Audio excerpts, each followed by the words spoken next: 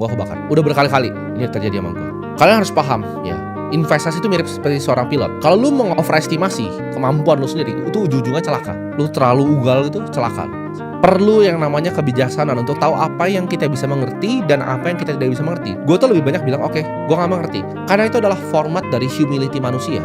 Ketika lu bilang, oke, saya nggak mengerti, gitu. Gak ada yang salah gitu dengan ditawarin AI itu saya nggak mengerti. Ntar mungkin ditawarin quantum computing, mungkin gue jawab gue nggak mengerti. Itu bukan industri yang gue ngerti. Tapi lu kalau tanya gue investasi di energi terbarukan di solar, gue mungkin mengerti. Lu tawarin gue berinvestasi di bank, gue mungkin mengerti cara kerjanya bagaimana. Tier 1 capital, tier 2 capital tuh apa, gue paham banget gitu. Cara ngitung cepat net interest margin dari bank, gue bisa analisa dari A sampai Z karena gue cover bank udah lama.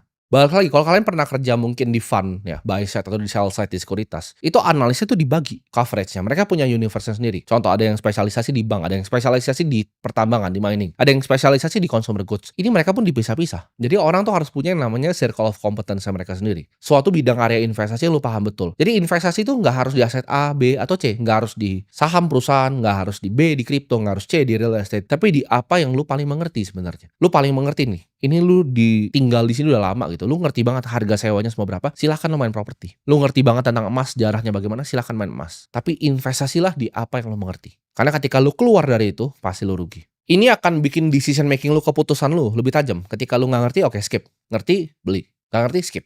Jadi pilih satu circle of competence dan jadi kelas dunia di bidang itu. Prinsip terakhir ya adalah untuk berpikir secara jangka panjang, pikir secara long term, karena compounding adalah keajaiban dunia ke-8. Buffett itu hit $1 billion di umur 56 tahun. 16 triliun pertama dia tuh di umur dia 56 tahun. Butuh waktu puluhan tahun untuk compounding uang dia. Untuk yang memanfaatkan namanya bunga majemuk ini. Dunia itu terlalu banyak isinya orang yang cuma mau lari ya, mau nge-sprint pendek, tapi mereka nggak lihat bahwa investasi adalah game seperti maraton. Siapa yang punya endurance? Siapa yang tahan paling lama? Contoh seperti gue sendiri, kalian semua nggak lihat prosesnya gue. Oh, lu jadi investor bagaimana caranya? Itu semua ada prosesnya. Gue bukan pengusaha dulu. Sebelum gue punya perusahaan yang benar, gue pedagang dulu. Gue pedagang, jualan sedotan, jualan minyak rambut, dapat uang 2 juta, gue masukin di market. Gue beli waktu itu saham BCA. Gue ngerti banget, gue cover bahkan sampai sekarang gitu. Jadi itu adalah proses gitu. Gue pelajarinnya dalam dan dalam.